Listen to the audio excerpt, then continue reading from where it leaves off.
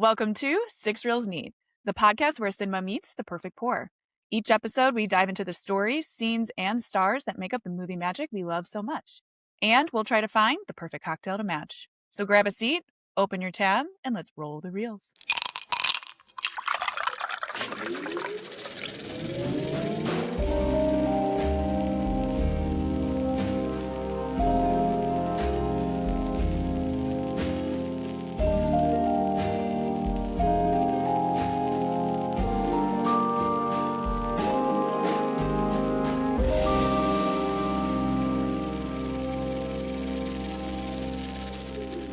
Wow. Hi, everyone. Hey, Carly. Hello, Jeff. And we have an exciting new something. What a day we have in front of us. We have a friend to announce. We have a friend. We have a pal. A friend. Kyliegh, welcome to the show. Thank you. So happy to Welcome. be here. So let's start with an easy question for you. Why are you qualified to be here? An easy question. I knew it was going to be something like that. No. That's fair. Describe to us in 3 words. No, I was kidding. Yeah, for real though, I would love to hear like if you have like a personal connection to movies, or if there's something about your life where the movies or TV shows or whatever have become important to you for some reason. I'd love to hear a little bit more of that story. Yeah. I think kind of who doesn't have a connection to movies in a sense, right? It is Yeah. such a connector for all of us. And not to get too, sappy on you, but really it's some of my first best memories are around movies. It's Yeah. seeing them at home. It's, making the snacks. It's, going to the movie theater and going, okay, what kind of popcorn or snack am I going to get? It was always the cookie dough bites, obviously. I was going to ask. That was Okay. exactly my question. Yeah, I Yeah. don't trust Twizzler types, and I just feel like I need to say that out loud. If perhaps you guys are Twizzler people. Do you mean types of Twizzlers or Twizzler types of people? The people who they pay money to go to a movie theater and they choose Twizzlers as their candy. That is diabolical. Wow, what a zinger. What a fun fact. I have a lot of opinions about So this. Twizzler people, you better watch out. You've been put on notice, okay? Yeah. Okay, so you are a red-blooded American who grew up going to the movies. Yeah? I sure am. Yeah. Or grew up honestly trying to perform them in my basement. Oh man, that's Oh, real. very nice. Yes. Did you have a go-to? Like, Yeah, what was the go-to performance? Always Dorothy, the Wizard of Oz. A classic. Yes. adorable. NTM, Uncle Henry. Now, here's another question for you. Do we have video evidence of this somewhere in the I'm sure there's photos for sure. Oh, Yeah. Okay. Yeah. This is good to know. They will remain in a locked box for eternity. But yes, there is certain evidence for sure. You know what was fun too? One of my best memories was on I think it was my 7th birthday. My dad brought home a projector, and back then the projectors were ginormous, right? Yeah. So it was this like 4 foot by 3 foot like hunk of junk. I thought it was a car engine when he brought it home. Thanks, Dad. Yeah, he plunked it in the middle of our basement and he tacked a sheet on the wall. And I'm like, what are we doing here? Well, this is some different kind of artwork, And all I wanted to do for my 7th birthday was watch Titanic. Oh, and who didn't? He rented the movie and he put up the projector and he made the big screen for me to watch Titanic on my 7th birthday. Yeah. Wow. Man. And like that stuck with me, it's just amazing. Like the power of a movie, that emotional connection, even to the sound. I don't know if you remember, is it VFX? Who's the one that's like THX? THX, thank you. Yeah. It's like embedded Still in. to this day, when I hear that sound, it scares the shit out of me because I think of Castaway. Oh. Yeah. There are like those movies that it starts and you're like, this is the first time I heard it. Yeah. Yep. Yeah. I feel you on the performing movies. My sister and I, more me, would either do Grease or My Fair Lady, Oh, and we would sing the Grace. songs. Were you Danny Zuko or were you Sandy? I think we swapped. We were just Swapped? like, Okay. whoever wants to be Danny Zuko today, and whoever wants to be Sandy, and then we would like switch, and then we would like, we just sing and Well, you have to dance. fill in depending on who's in the scene. Sometimes you need to be Great point. Duty. Sometimes you need to be Frenchie. Yeah. Ain't that a motto for life? Sometimes you gotta be Duty. Sometimes you gotta be Duty. Lovely. Well, welcome to Six Reels Neat. We're glad to have you here. Thank you for having me. It's been a long time coming, trying to figure out how to get you in here. So before we dig into our feature, which I'm sure will be a lively discussion, what new news? Carly? What are you watching? Is there anything new? I'm in between shows right now. So I finished Tell Me Lies. I watched a little bit of Bravo. So now I need a direction. I got a bunch of recommendations today. I need to do For All of Mankind. I need to watch second season The Pit. I heard Rooster is really good. I will co-sign Rooster. Yep. There was a couple. So now I'm like, okay, I need to switch gears into my new show. So or wrap up a few, and then I heard Love Story is really good. I just started season 2 of The Pit. Very excited. Okay. Yeah. Yes. It kills me that you guys that you're not caught up, because I just want to talk about it. And all right, well, we'll work on it. Can't. What about you, Jeff? What are you watching? What's on the news? What do you got for us? I recently started Shrinking. Oh, I'm much smaller than I used to be. Great show. Uh, Wait, what'd you no, say? I said nothing. It was a stupid joke. It's like the most epic dad joke ever.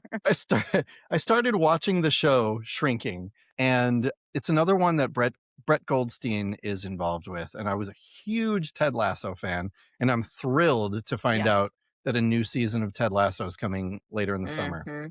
I did not know that. Yeah. I know. I didn't either. And then suddenly there's a trailer for it. What are we doing?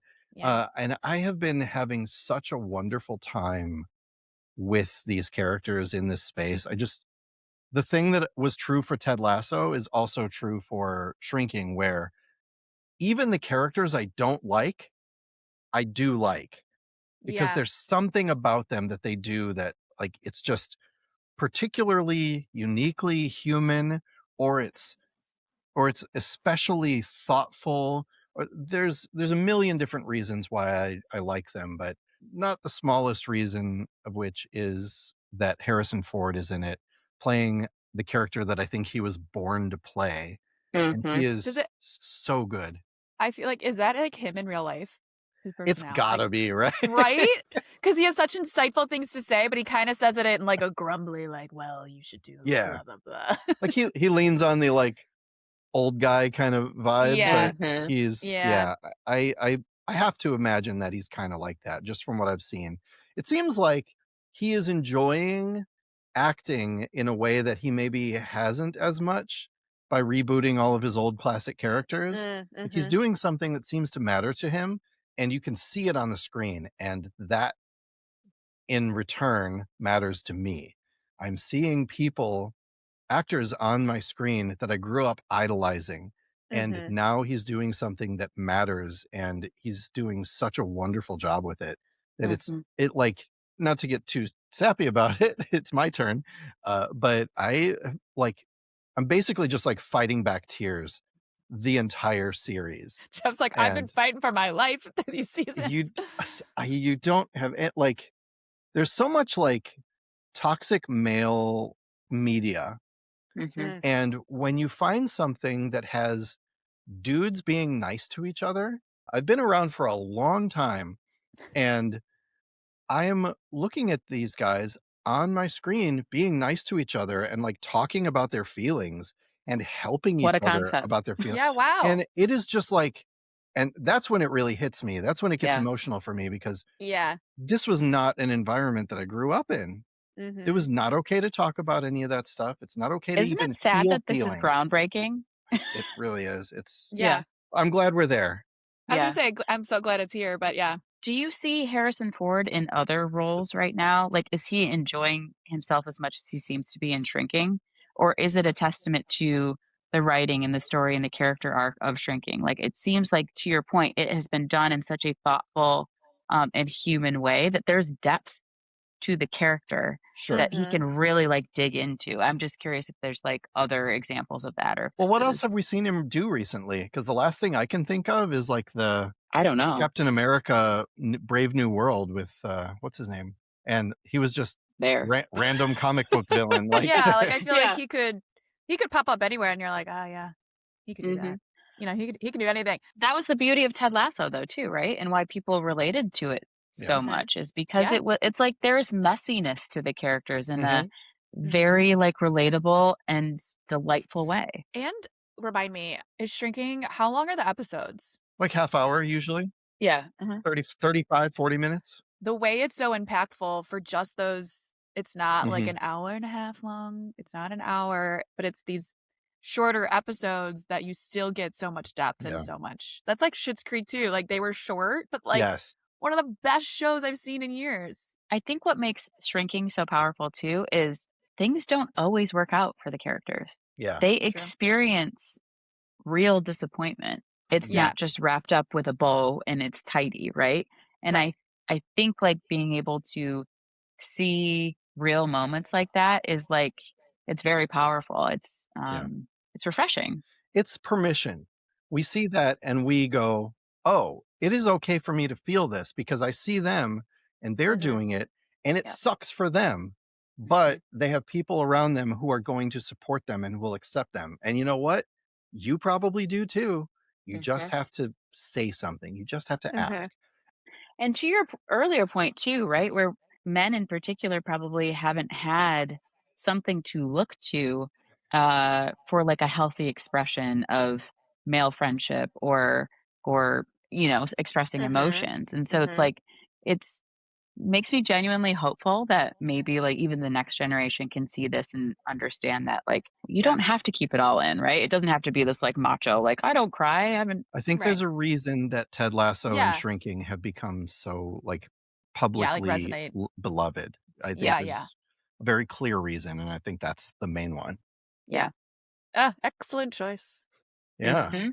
Anybody have any other like new news or any other big things that are coming up that you're excited about? No. Great. In terms of shows and movies, though, I am curious, do you guys have a term for when you are in between shows?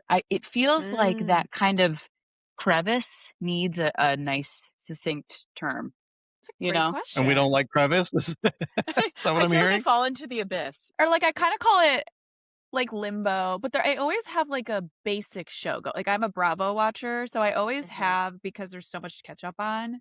So I have Bravo going most of the time, but then I'm go in between. Like, I've finished this bigger show, now I need to move on to the next. Like, I'm kind of in limbo because I need to choose where I'm going. But yeah, I would say sometimes I'd call it limbo. But yeah, I don't have a good fun term. I'm never between shows. Really? Somebody's out here doing work. Are you just on IMDb constantly, or how do you pick? No. I think the way that I do it is that I have a handful of network shows that are like in current production and in current release that I can always kind of lean on. And there's always something that's happening at least once a week. Their seasons don't all like start and stop at the same times. So I kind of always have one of those going. And I almost always have some older show that I've been meaning to watch but hadn't yet. Like Oh, yeah, Shrinking, for yeah. example. Like I'm currently in season 3. I'm almost caught up to where they are, but I started it a week or two ago and it was season 1 from a couple of years ago. So there's always something like that. But then I also have plenty of shows that are like classics that I love that I'll come back and watch again. And I'll just watch the whole series because I love it so much. Like I'm thinking of Leverage and Oh, I never saw that. oh man, if you like heist stories Yeah. and you like Ooh, sticking yeah. it to the man, Who doesn't? Leverage, I'm telling you, that's one I would love to have on disc. I would love to have that in my collection one of these days. Yeah. But okay. shows like that, ones that have been off the air for a few years, but that I love so Classics. much that I need like Yeah. my safety blanket. leverage and like Burn Notice and shows like that, like the USA Characters Welcome Yeah, shows, those like are Psych. good ones. Oh, Psych. Man, I forgot about that Yeah. one. So Yeah. that Yeah. was solid too. Oh, can I tell you what I'm actually excited for though? Yes. I We should am have started with the one you're actually excited about. I'm really excited to go see The Devil Wears Prada too. Yes. I'm Mhm. seeing it tomorrow. Me too. And you guys are not going together, you're going separately. Okay, well, we Oh. will review once we're done, but I'm excited for that Exciting. one too. I've heard good things. I've heard it's Okay. better than the first, and I said how. See, it's with sequels. I mean, and this one it's in the 10 Things I Hate About You, How to Lose a Guy in 10 Days. Like, it's Yeah. just, this is going to be tricky. So I have high hopes, but. Do we have any examples of movies where the sequels were better? Huh. The Godfather? Oh, okay. So you think The Godfather Part 2 is better? I think it's more interesting. Okay. Oh, okay. I think there are some, but I do think the point you were getting at was that it's probably a rarity. And I would Yes. agree with that as a Yeah. premise. Yes. Mhm. I would say that like The Empire Strikes Back is a better film than the original Star Wars. Yeah. Fair. There's series, I agree. right? Yeah. But Mhm. Okay. that's 2 on my list. That might be it. Kai, tell us why you chose the selected movie we're going to talk about today. Can I reveal it now or drum roll, please? Drum roll, please. What is the selected movie we're going to talk about today and why you love it? It's Anchorman. Ta-ta-ta! Hey! We did it. All right. So how did you choose Anchorman? How did that get here today? Anchorman, it's kind of a classic. It's a feel good. I hate to say it. It feels like a mindless movie, but it's actually not, right? Like Yes. I do think comedy in particular, like it takes such a mindful approach to do it Mhm. right. And so the way in which they did it, it just works. And it shouldn't work on paper, it shouldn't work in practice, but it does. And I think it's one of those movies where everyone can talk about it, everyone kind of gets it. Mhm. There's something to be taken away for everyone.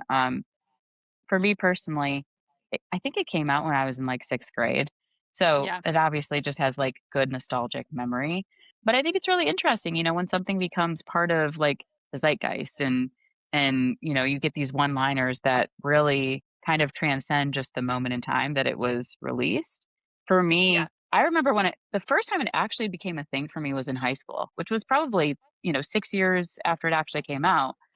It became a thing between my friends and I where, like kind of a big deal, right? And some of my best memories are still Mhm. around that. So, you can't go wrong with Anchorman. I think it's fun. It's light. It's a Yes. good thing, good fun movie to discuss. When I pressed play, I was like smiling already. I was like, gosh, I can't wait to watch this. Yeah. You can't not have fun with it, right? And Right. it's really interesting how it came about, how it was made in, kind of this like trilogy in a sense, from the minds of Will Ferrell and Adam McKay. And Mhm. it's a very interesting multiverse to look into. Yeah. In terms of the tactical approach to actually choosing this, that did involve a blue crayon, a hat, and an pathological inability to make a decision. That was So one of the wildest. I was like, what are we doing? We got a video and there's just crumpled paper and a blue crayon and she's like, okay, so I'm going to choose, like I found this hat in the back of my closet. We're And like, wasn't the paper like the back of something important because It's you like a just don't have receipt. paper? it was the back of a bill. Yes, I had no paper and I couldn't find a pen. So all I had was a blue crayon. Yeah. I was like, either she's been kidnapped and needs help and writing like, this is where I am, or she's choosing Mhm. movie. And Yeah. it was the latter. Yeah. It wasn't even my hat. That's the best part too. It was a great choice. Fate brought us here together to talk about Anchorman, and Yep. here we are. Thank you, Ron Burgundy. Thank you, Ron Burgundy. You stay classy, San Diego. You stay classy. Anchorman: The Legend of Ron Burgundy was released in 2004.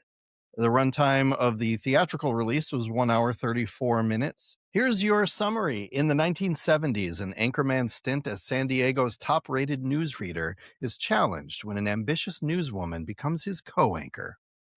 The director was Adam McKay, as we just talked about. He is most well known for Talladega Nights, Step Brothers, the other guys, The Big Short, which I love, by the way, Vice, and most recently, Don't Look Up. It stars Will Ferrell, Christina Applegate, Steve Carell, Paul Rudd, David Koechner, Fred Willard. Also notable appearances from people who went on to do much bigger stuff later, like Chris Parnell, Catherine Hahn, Fred Armisen, Seth Rogen, Paul F. Tompkins, and even an appearance from Danny Trejo. Yeah, I forgot he's in there. God, this was such a stacked cast. Yeah, if this was a baseball team, it would be like the Yankees back in the 20s, the Babe Ruth Yankees. I forgot what they called them. There was a specific name for them, and now I regret bringing it up because I don't know it. The Fab Five. No, I'm kidding. That was it. Yeah, you got it. No, but there's so many people. And every time, it's funny because now with social media, even movies, you see all these short clips on social media. And like Anchorman somehow sometimes makes a into the algorithm. But when I sat down and watched it fully, I was like, oh yeah, Seth Rogen just showed up. And yeah, so Yeah, he just plays a cameraman. he's just the camera guy. In it a couple scenes, and that's it. So is Tim Robbins. Yeah. Yeah, Tim Robbins. Yeah, Ben Stiller. Yeah. Mm-hmm. Oh yeah, Ben Stiller. Yeah. It's crazy. Oh, there is something so joyful about a movie where I can see all of like the old SNL cast members too. Yeah. And like I do like the style of this because you're not breaking the fourth wall, but having the narrator, Bill Curtis, be the narrator throughout this whole movie. I really liked this style. I was thrilled that Bill Curtis was the guy. I love Bill Curtis so much. And just the names. Everyone's like, that'd be so fun to make character names as a writer, like Brian Fantana or whatever. And like he's the cologne guy, like making their personas for each character. And like Brooke is just like the dumb guy. And yeah, these were such fun characters to play, I'm sure too. Oh yeah, and so much of it was improv too, which is always, it just blows my mind. Some of like the most iconic lines were just like off the dome. I mean, how much footage do they have of just them riffing? Yeah. Okay, so apparently though, right? They had so much footage because they taped everything 6 times that they actually made a second film that went straight to DVD. Like a whole separate film? Yes. A whole separate story. Oh my God. Just of the unseen footage. And I have not seen that, but now I must. So we should probably track that down. On the DVD, there was a ton of just like deleted scenes, or there's just so much material. It's like, how do you even get it down to an hour 34? The one-liners, I feel like, were the start of the people would just say them out and about. Yeah, like Nito Gang or Unique in New York. Yeah. I love Lamp.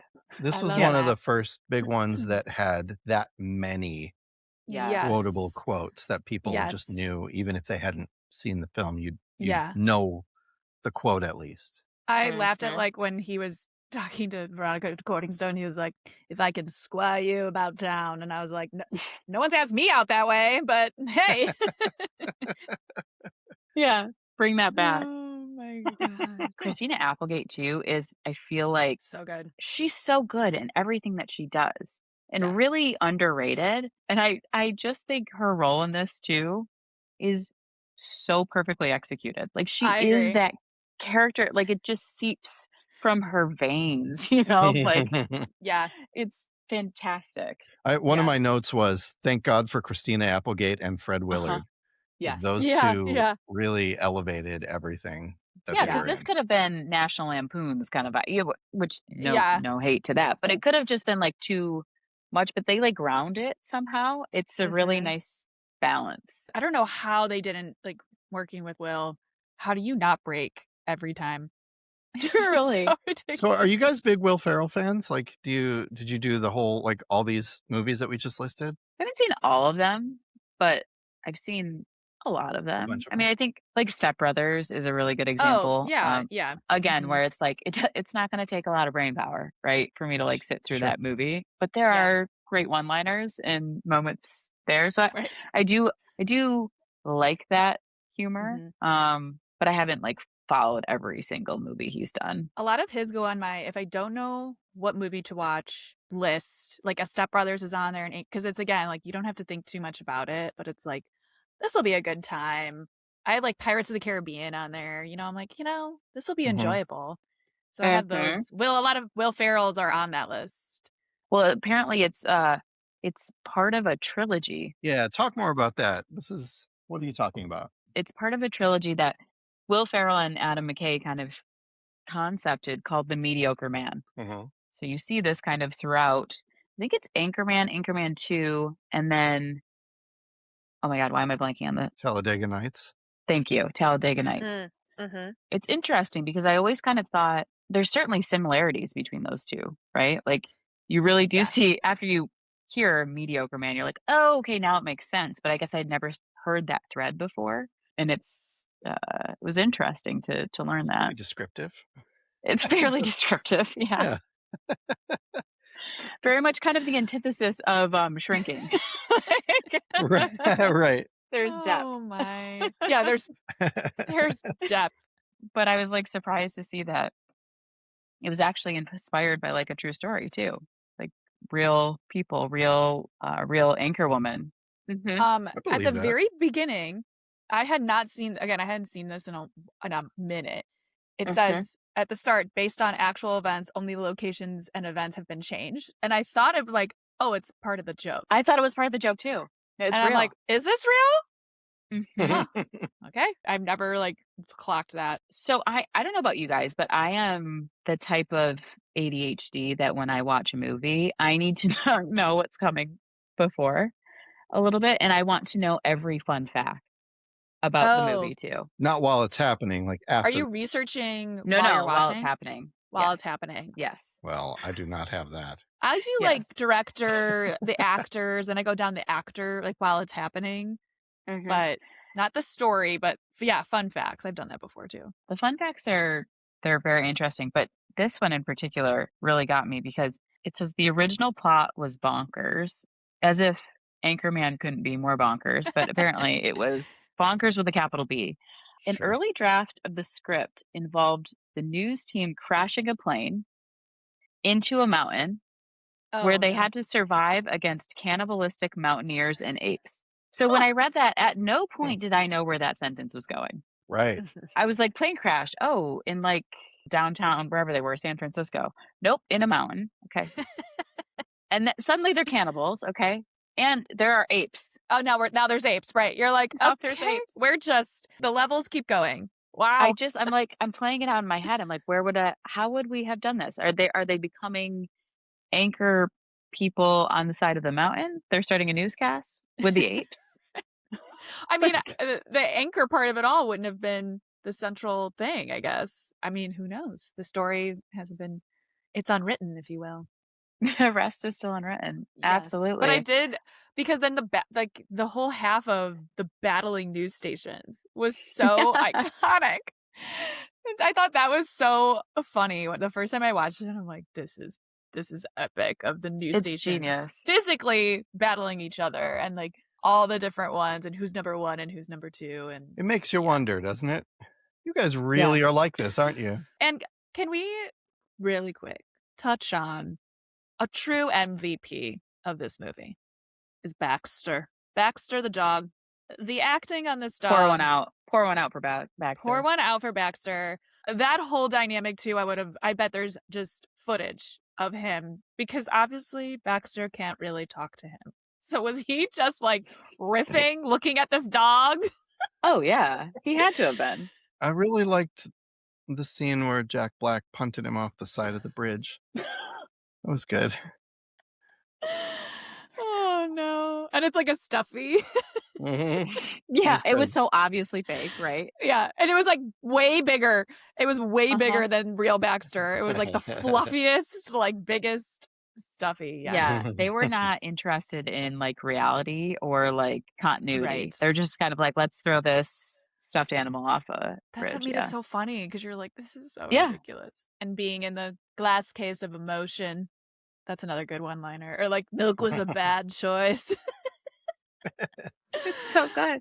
It's so good. Yeah. Yeah. And can we talk about how the fact Paul Rudd still hasn't aged since What 2004? is with Yeah. the skincare on this man? He's starting to Drop show the some routine. signs, but you wouldn't know it to look at him project to project. But if you look at him like now, the one he just did, he did that Anaconda film with Jack Oh, yeah. Black. If you look at him doing press for that, and then you look at them in this, then you can really see like, oh, you are aging like a human, just like maybe a little more slowly than most of the rest of us. Very are. slowly. Very Yeah. slowly. Yeah, good for him, you know? No, agree. someone get this man a skincare deal. I don't understand. Like, I agree. My goodness me. I also loved, the jazz flute of it all, being in that cocktail bell, and he just like he's like, please, please. I wasn't prepared, and he just like takes out the jazz flute from his sleeve. I think you could really pull that off. Just like maybe Me? on a date. Yeah. Like, please, please. I can't. I Please. wasn't. I mustn't. And then I'm I like, is the mustn't. mic on? I just did it like this, like it's a clarinet. Like an oboe. Sometimes you got to reinvent the I classics. got reeds on the brain. I'm sorry. Oh my god. Wait, did you play clarinet? Did you play this instrument? Carly, I will never be invited back if I do confirm that. Listen, yes, you will. I want to go into the cone of shame. We're all nerds here. Right. You're in a safe space. That ship has sailed for us. Yeah, like- have you met us? Okay, I went to space camp. Like, hello. Thank you. You know what? That actually does make me feel better. I was second chair clarinet. Wow. Oh my good. A feat. See? Yep. Okay, listen. We could make this happen. Jazz, clarinet. I wanted to be in percussion, though. Everybody wanted to be in percussion. The coolest people are in percussion. The band directors Obviously. were always like, well, no, you can't all be in percussion. You have to pick something Right. else. So I went on the clarinet. Second chair, Me though. too. Wow. Yeah. Yeah, I did convinced violin me. and Well, trumpet. I don't do anything half-assed. Like, I just, I'm like, even though I hate this, I need to be the best. Second best. Second. When is the last? Jeff. Wounds. He's picking at wounds. You Jeff. exposed the wound. This was not. In my defense, who was the first chair, had Oh. been playing clarinet Gonna bleep for that. a few years before me. So You like tag her. Oh. Mentioned on this episode. at of Sexual- Vicky- I'm like, you know what? I said this will show her. I'll get on a podcast. We call that the slow burn. Oh my god. I've been lying in wait for my moment. Mhm. You're like, speaking of jazz flute, let me fucking tell you about the clarinet. Take that. Anyways, yes, the jazz flute of it all, iconic. The other fun fact that I did read Yes. about this, Tim Robbins, he agreed to the small role in the movie because he was allowed to keep the wigs used in his scenes. Not only that, but that they would make a custom wig for him for the scene. Really? And that he could keep it. Yes. And he still has them, apparently. There was another one too. It was this movie and something else. So I have a lot of questions about this because what's his deal? Like, is there a What's his deal? wig obsession? Is there a like that feels?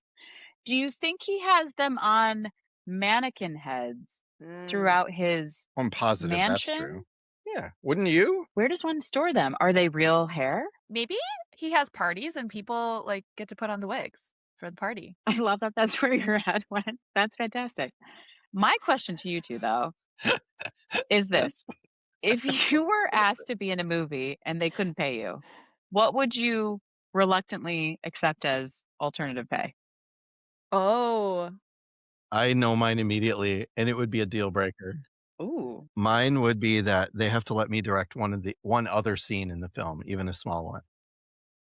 Oh. I'll come do Okay. your film, but you have to give me one scene. Is this a desire of yours? Do you want to direct? I do direct. Well, I know that, but like a feature film. I haven't done my first feature yet. That is correct, but Not yet. I have It's called scripts in Clarinet from the Abyss. No, I'm just kidding. Yes. From Now the it is. crevice. Clarinet from the crevice. No, that's a good one, Jeff. Directing a scene. I would, depending on the film, I would maybe want to keep like all of my costumes. Like if this was a period piece or something, I would want to keep all those pieces. It really depends on the film. Or if there was like a really cool car, you weren't paying me, I'd be like, I'll take that. You would have to work so many days for that to be equivalent. They would just pay you. I love this though. Our responses were absolutely like the most like Carly and Jeff coded I think they possibly could That's be. fantastic. Yeah. I was trying to think through this for myself. And I think realistically, like costumes are probably it for me too. I love a dress up moment, as you know, but I was trying to think practically. And I'm like, well, if I'm not getting paid, Yes. it may or may not mean that I'm poor. So I would like something of resale value. Yes. That makes sense. It needs to be equivalent so that I can flip it. Correct. Smart. I mean, yeah. So I was thinking maybe the furniture on the set. That's a great idea. Could be good. If I'm working in a small role, I'm gonna guess that they're not gonna give me one of the trailers. Give? No. Yeah. Yeah. Give? No. Yeah. You can look at it Yeah. from afar. They probably don't own those. They're probably hiring those in. So I think your odds are much higher, like walking away with the furniture. Set. I just said furniture with an The M. furniture? It's nice and sturdy.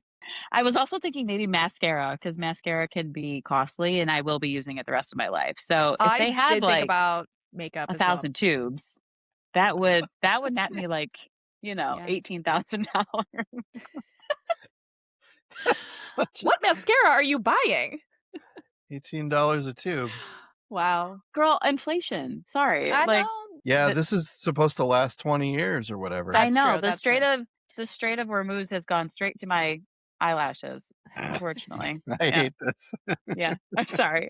I'm sorry. Do we have any more thoughts on Anchorman? I have one thing that isn't about Anchorman explicitly, but I did want to call attention to the fact that Will Ferrell did show up at Bill Curtis's last taping of Wait, Wait, Don't Tell Me as Ron Burgundy, because they did it at a theater in San Diego. Oh, so that's awesome. He showed up and he did press for it, and they did like NPR had and Wait Wait had like social clips and stuff from it. But that's amazing. That is awesome. Class move, because Bill Curtis is retiring and he's he's still going to be like scorekeeper emeritus or whatever, how they do it. But it was a big deal. And I thought that was a cool move. Like Will Ferrell. Yeah. That is the thing that impresses me with him. Yeah. Always is that he's present and he knows when a moment is right and he'll show up for that. All right. Shall we dive into our mixology breakdown of Anchorman? Yeah. Mm-hmm. Yes. We ought to. That's next. You bet your bottom dollar it's next. You bet your bottom dollar it's next. Kai, you're up. Kai, tell us your mixology breakdown for Anchorman. What did we tell us your story? What did we make for tonight to sip on? Tell us all about it. Well, she's largely gone. Even though the first 3 sips were incredibly difficult to get through. But we soldiered on. Here's what I've learned through this process. I am not a mixologist. This did take me 2 tries. Oh yeah. Because I got some lemon seeds in it, and I decided to pour it through a strainer and then didn't put a cup under the strainer. So I did pour it all the way out down the drain. You saved the seeds though. That was nice of you. I got the seeds out. It's one of those things where your brain just doesn't connect the dots and you're like, oh, that just happened. Yep. So you didn't taste the first go? No. And did I have a backup lemon? Absolutely not. So, okay. We are. This is the best story I've ever heard. Okay. I'm so happy about this. It was largely vodka, but I will tell you. Great. Vodka forward, if you will. It is called the Stay Classy. Oh, very nice. Good. Thank you. It was. It's nothing but vodka, apparently. Nothing but vodka. Stay classy. It had a burgundy color, obviously inspired by Ron himself. Sure. It had largely vodka, pomegranate juice for the color, of course. Ooh. I was going to ask that.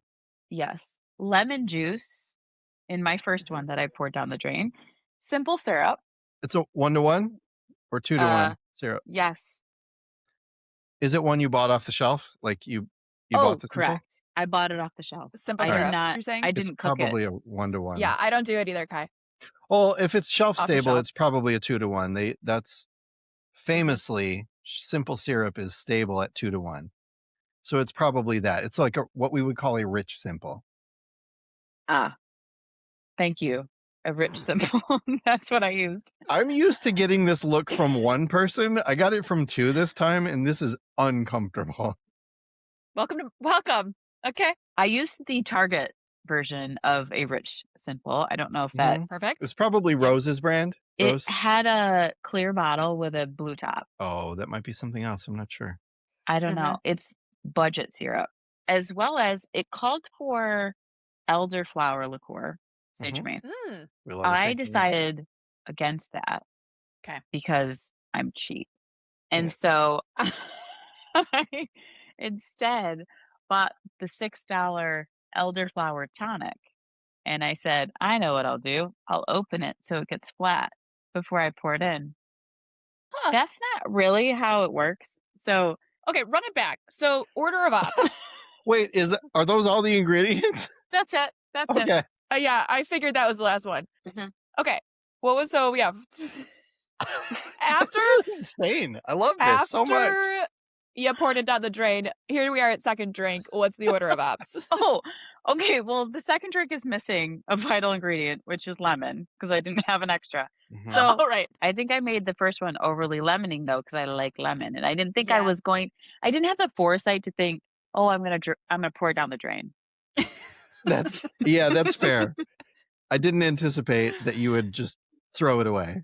Yeah. Yes. No, She could not Correct. see the future, but okay, run it back. Yeah. So you So- did. vodka, Okay. pomegranate juice. Wait, how much of what are our quantities here? Okay, I Yeah. You like say you measured with your heart. It's okay. I measured with a shot glass. Okay.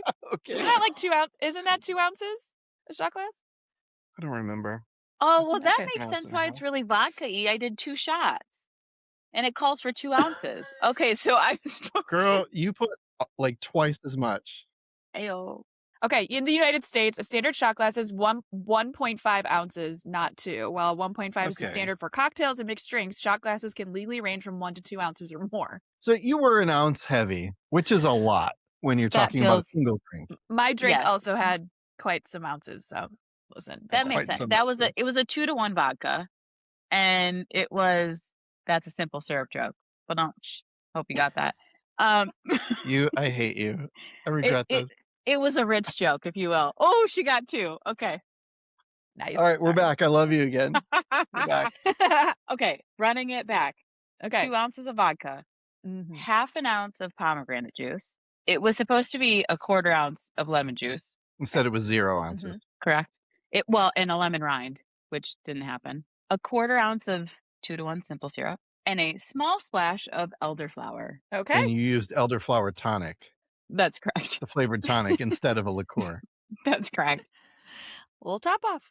Love it. As the top off, exactly. And How was it? she is the stay classy. After I got through the first 3 sips, it was manageable. And then I Okay. think by the end, we're having a good time. So I'm sure. All right. This was a shaken drink that you shook this and then strained it. So I learned my lesson in the first drink because I tried to shake it. I don't have shakers, and so I put Okay. 2 glasses together, and they weren't the same size. So I shook it, and then it went everywhere, and so I lost about a 1/4 of it, and then I poured the rest down the drain, trying to get the I last was piece thinking out. if the glasses weren't the same size, one is smaller. I'm like, oh, that kind of works like a shaker, but I don't think that's how that went for you. And then my what do you call that thing? The whisk? The stir. The whisk was in the dishwasher, and so I said, "Well, how else do you beat things?" So I took a fork Oh yeah. and I whisked it like it was an egg. I have to tell you, Honestly, innovation. yeah, you win the award for most creative approach to Yeah. this segment Yeah, I in the agree. history of our show. And I love Would you this. say perhaps that I am the first chair of chaos? We have to move on. Okay, well, I don't know how to beat that. Not with a fork, I'll tell you. But Uh, Oh no. okay, so mine is a little off as how I think it's supposed to go. So mine it was the Veronica Corningstone drink. It is a Manhattan and kick the vermouth in the side with a pair of steel-toed boots. So, It's a mouthful. yeah, it is. And she says it quite quick. So there was a couple variations of this. I read that it's basically a rye whiskey based drink. And you could either keep the vermouth out and have like a little vermouth on the side and like as you're drinking it, pour the vermouth in. I went with the vermouth in the drink because it's like on the side. Is this a sweet vermouth or a dry vermouth? It is. It's a sweet vermouth. So I did, Kai, I was up there with you. We did 2 ounces rye whiskey. I did a bullet. I did a 1/4 ounce sweet vermouth. I didn't do it as a rinse. I kept it in. And again, not a sweet person, but I just to see how it went. 2 dashes of bitters and 2 maraschino cherries on, and I just kind of let it like marinate in there. Ooh, the gorgeous. cherries. Stunning. And it is very whiskey forward, but not bad. So that was the Manhattan and kick the vermouth in the side with this pair of steel-toed boots. That was Veronica Corningstone's order. But yeah, there was a couple, or you could do like rinse the vermouth in the glass, toss it out, and then just do the whiskey, cherries, and bitters. So there's a couple variations of it, but I think that's the gist is a Manhattan and cherries. So we're happy with the results. yeah, again, same thing. Like the first sip, I was like, oh my, okay, right to the old cheeks, But then as the cherries kind of settled in, as the cherries were marinating, it got a little better, but it's whiskey, vermouth, and bitters. Yeah. So it's a Manhattan. Yes, that was my drink of choice. Jeff, what do you got for us? Bring it on home. What do I have? The cocktail man of the hour. I'm sure nothing went wrong for you. Well, nothing went wrong, but I didn't do any special thing with this one. I went with a classic recipe. But I wanted something that was appropriate to the 70s, like milieu. I went with a classic recipe called a Golden Cadillac. It can be a couple different things. Originally, the recipe was very simple. It was equal parts creme de cacao, like a white creme de cacao, and Galliano, and a cream, like a half and half, or you could use a heavy whipping cream. I found I like the half and half better. The drink has evolved over the years to include 1.5 ounces of orange juice. And I tried that, and it was heinous. Ooh. Oh. Girl, I'm telling you, this was the worst. It was orange juice and a couple of splashes of orange bitters also on top of all this other stuff. Oh, that's... no, thank you. So I went back to the original. The original has to be better than this. And it was just those 3 things. It was creme de cacao, it was Galliano, and it was heavy cream. And that's super tasty. It has a weird yellow flavor or yellow color to it because Galliano is a bright yellow. It's and Galliano, that's a liqueur, or is it? It is, yeah. It's a botanical. It's super floral-y, but it also has really strong vanilla notes up front, with like a chase of like an anise seed, but not enough where if you don't like anise, you'd be like, blah. Like if you can do, because that's like a very specific it's taste. very strong. Yeah. If you can do like what's the one I'm thinking of with the little green fairy? Absinthe? Yeah, if you can do an absinthe, you can do this, no problem. What is this, Moulin Rouge? I found that if I do the 1-to-1-to-1, so it's 1 ounce of each, and I really like it. Do you shake it? Do you stir it? You shake it. Yeah, when you're working with like a heavy cream like that, you really need to knock the crap out of it to get it to incorporate. I say you shake the shit out of it, to quote myself. I was trying to be my own person. So does it foam? A little tiny bit, but not really. Like if you want it to foam, you could add an egg white, but then you have to dry shake, and that's a whole other thing. And what did we call this drink? It's really truly just a Golden Cadillac, but I thought to be in the spirit of the name of the thing, we needed a vehicle. There's a version of this that adds a little bit of reposado tequila and mezcal. that is called a Golden El Camino, which is very funny. So I called this the Spanish language news van. This was my Ben Stiller tribute. It's a great drink. I would have this again, and I'd like no notes. I wouldn't change a thing. I would just do the classic recipe. Yeah. And that's not typically Very who I impressive. am, but it does include Galliano. So like people do not have Galliano on their shelves. What if you had to pick a flavor to, like, when you take a sip of this, what is like the flavor that's the most forward? Oh man, it's herby. It's botanicals. Okay, botanical. Okay. Like imagine a Saint Germain, but a little sweeter, maybe. Okay. Just a little tiny bit. So like an elderflower tonic that's a little sweeter. This is Jeff's nightmare. The word botanical really does this the most justice. Okay. Like Okay. if you want that kind of herbaceous kind of notes to your drink, Galliano's not a bad thing to have on the shelf, especially if you can get one of the smaller bottles. Yeah. Oh, okay. And it's a cool looking bottle too. It's very tall, sort of tapered like a candle. It's very cool. Well, Highly recommended. great job, everybody. Cheers to you all. Cheers. And to Anchorman.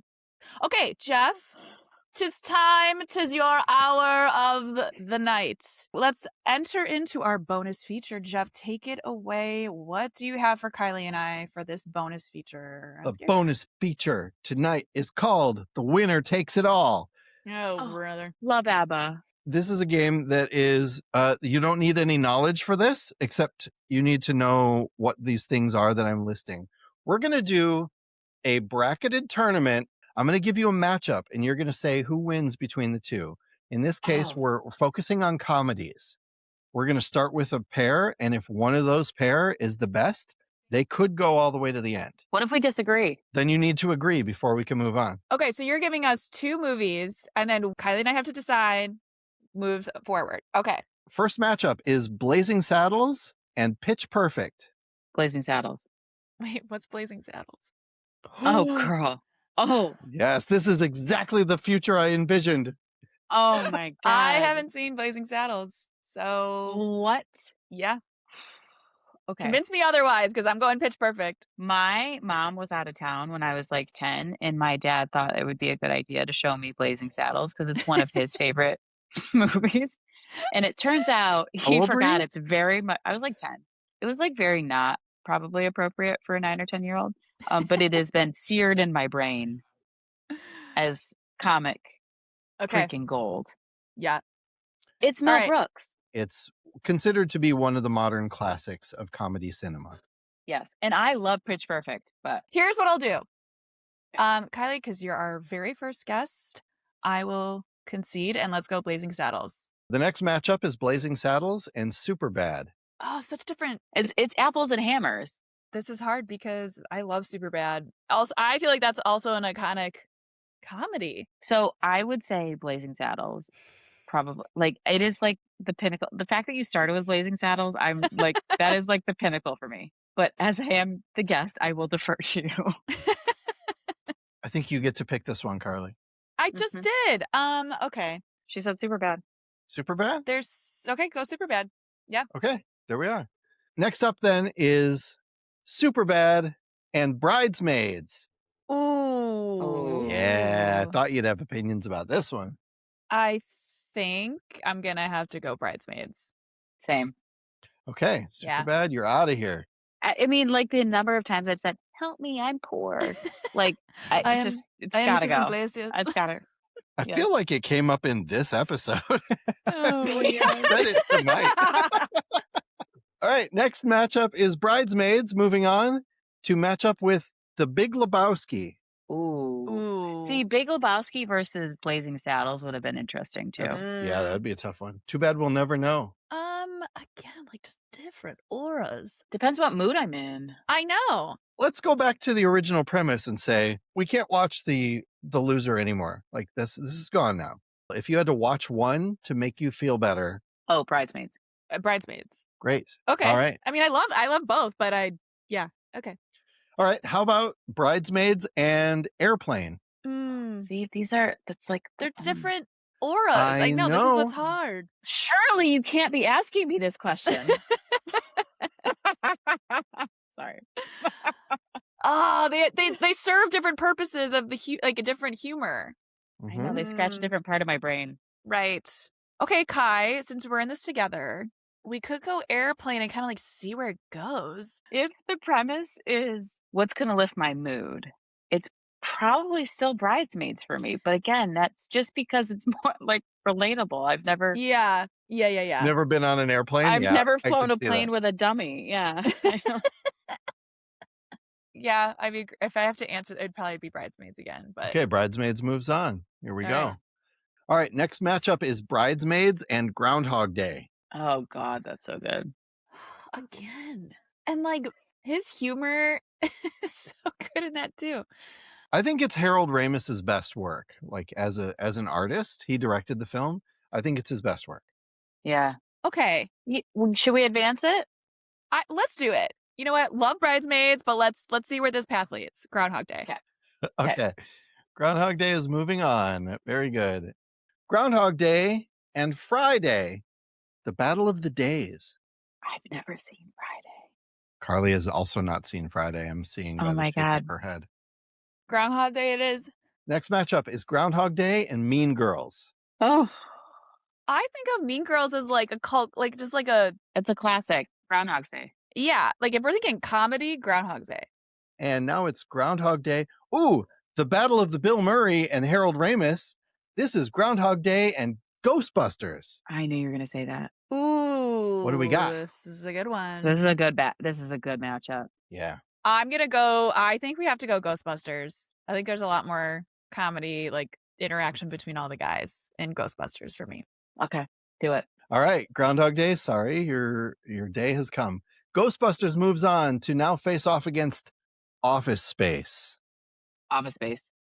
Ooh. Yeah, Office Space. Office Space moves on to face off against another Bill Murray film, Caddyshack. Caddyshack. Oh my God. Oh my God. Caddyshack all day. All day. Okay. This is a good matchup, though. Caddyshack Yeah, and it Office is. Space. Oh my God. Wow. I think the Mhm. passion just came through. That's going to be in tough to Caddyshack. fight. Yeah. Double rat farts. Okay. Caddyshack and Best in Show. Oh, fine. Um. That's a hard one. Again, yeah. I love Catherine O'Hara.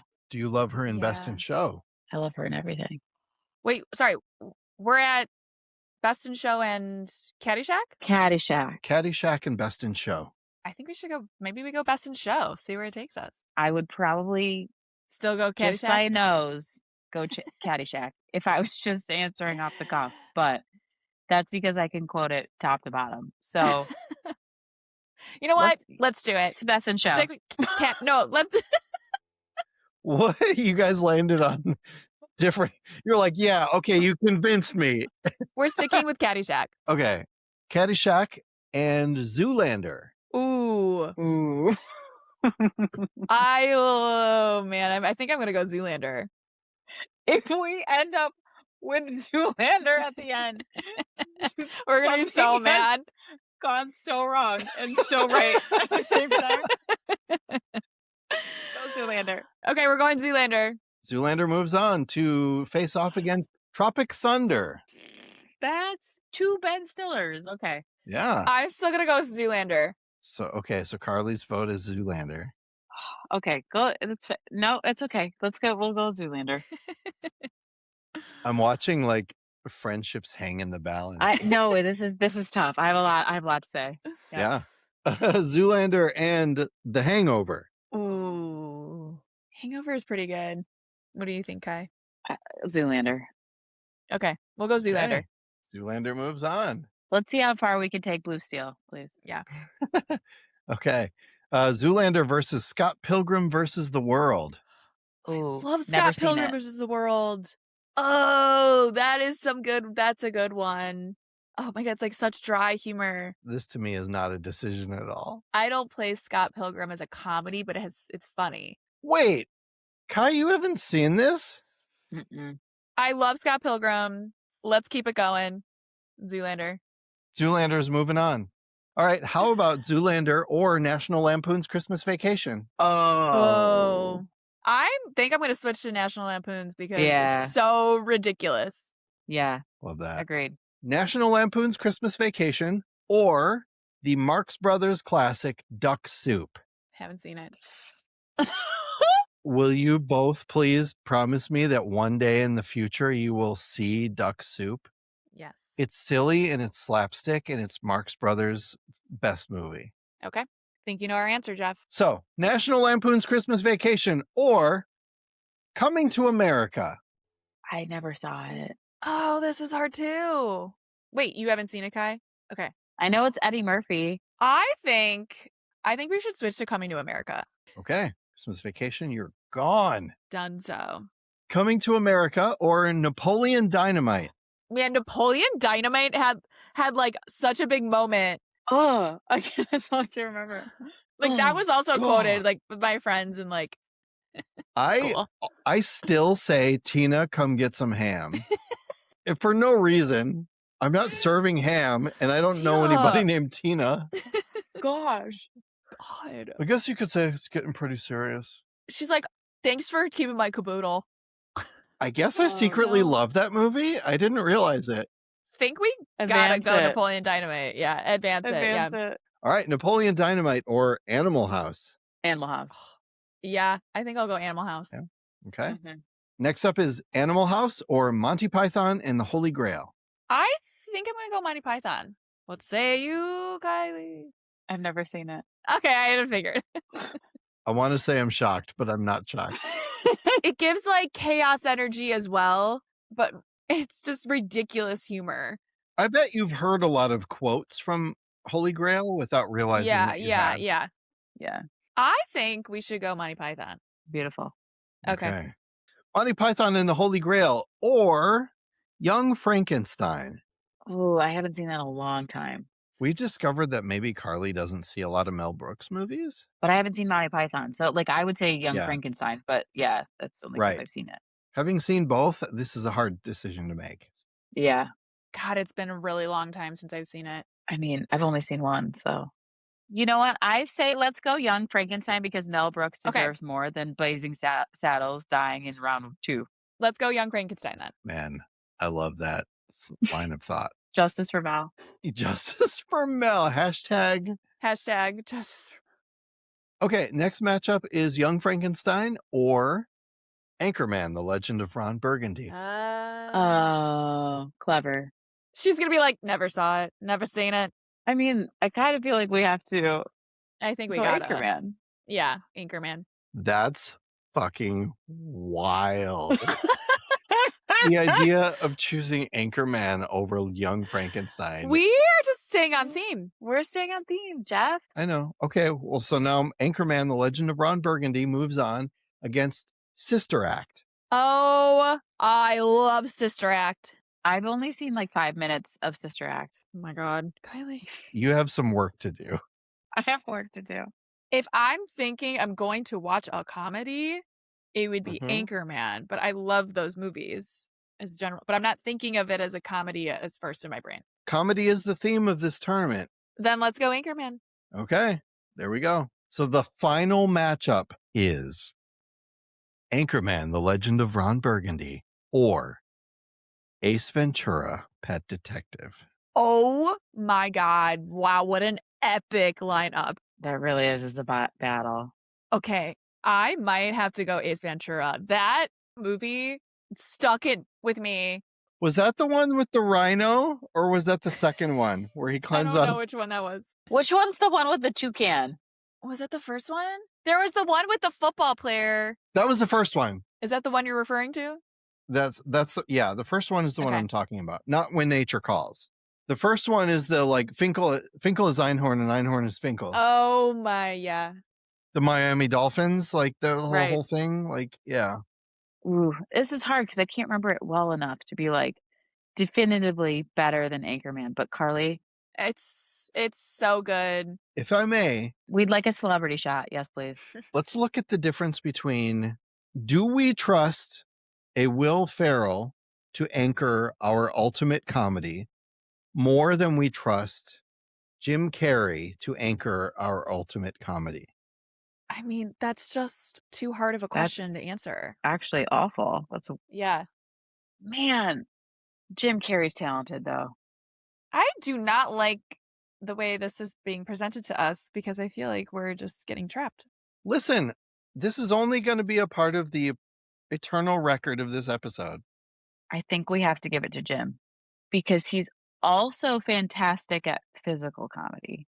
Also true. Not that Will Ferrell isn't. He's had his moments. Yes. But I think that's what gives Jim Carrey a leg up. I agree with that. I think you're right. I think let's do it. Ace Ventura. That means that our champion, with a late bye, is Ace Ventura: Pet Detective. Cue the applause. This is all on the idea that the actual winner is Blazing Saddles, who was the... Thank you. It's so good. It's so well done. It was important. It was actually funny. And I will say that that movie came out the exact same year as Young Frankenstein. So he put out Young Frankenstein and Blazing Saddles Really? in the same calendar year. Yes. Wow. That was like 1976, I think. That was like that was Mel Brooks' year for sure. Wow. Although Spaceballs 2 is coming, so we'll see. Time will tell. Oh my gosh. I'm There's so many good thrilled. ones. Seeing Rick Moranis doing the press tour for Spaceballs 2 has like healed my blackened little charred heart. All right, everybody. I think it's time to close out our tab. Thank you, everybody, for hanging out with us. Check us out on socials and wherever you listen to your podcast at Six Reels Neat Everywhere. Thank you, Kyliegh, for joining us and Our discussing first guest. Anchorman and our first guest. Now, this is opening the door. A lot of people are going to be knocking down the door. So oh, yeah, thank you sure. Oh, I know. Yeah. I know. Thanks, everybody, for hanging out. Check us out on socials and wherever you listen to your podcast. It's Six Reels Neat Everywhere. Thank you, Kyliegh, for hanging out with us and everybody listening. Woo. We will see you next time.